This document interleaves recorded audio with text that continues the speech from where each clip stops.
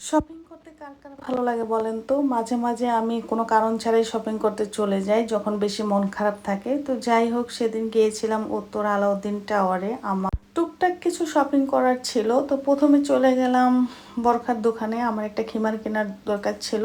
তো আমি ট্রায়াল দিচ্ছিলাম, কিন্তু ওরকমভাবে কিছুই পছন্দ হচ্ছিল না। যখন কেনাকাটা করতে যাই তখন কোনো কিছুই পছন্দ হয় না, যার যখন এমনিতেই ঘুরতে যাই তখন দেখা যায় সব কিছু পছন্দ হয়ে যায়।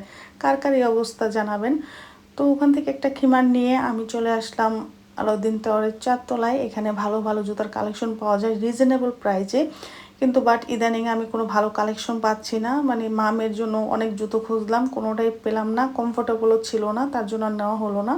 তারপর চলে আসলাম কেচিতে। তো এখান থেকে আমি বরাবরই সবসময় বাচ্চাদের জন্য জুতো কিনি। আমার কাছে কেচির কালেকশনগুলি ভালো লাগে। তো যাই হোক, এই জুতাটা খুবই পছন্দ হয়েছিল। তো ভাইয়া বলল, না এই জুতাটা নিয়েন না, আপনি ব্ল্যাক কালার জুতাটা নেন, ওই জুতাটা খুবই ভালো।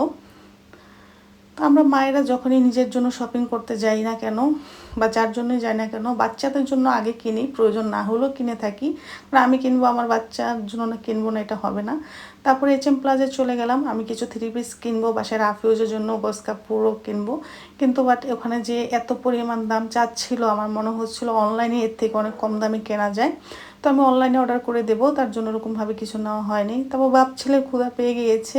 এখানে রাজলক্ষ্মী মসজিদের সামনে চাপটি, চিতই পিঠা, অনেক রকমের ভর্তা দিয়ে বিক্রি করে। তো তারা বাপ ছেলে খেতে বসে পড়লো। আসলে আমার সব জিনিসের ভক্তি আসে না, এই ভর্তা কীভাবে না কীভাবে বানায়, তার জন্য আমি খাই না। এই যে শপিং করে চলে এসেছি। আল্লাহ হাফিজ।